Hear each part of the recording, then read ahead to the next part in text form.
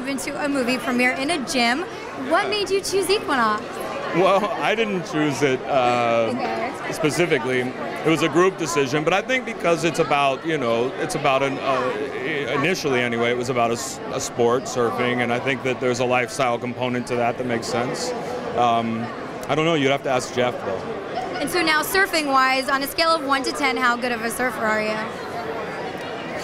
3.5. Really? Yeah. I mean, there was a point in time if I would have dedicated myself to it, I could have been much better, but I had children, and so your time is sort of spoken for. But I still enjoy it. I still enjoy it, yeah. I mean, I get out when I can, but it's hard to get free time.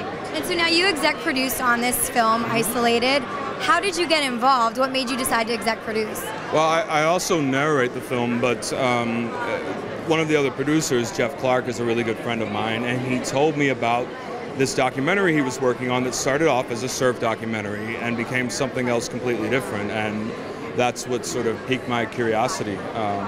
And then when I learned about what was really happening in West Papua and the idea of sort of bringing some attention to that region and to the struggles the native people are kind of dealing with, I mean, that seemed important to me. It seemed worthwhile.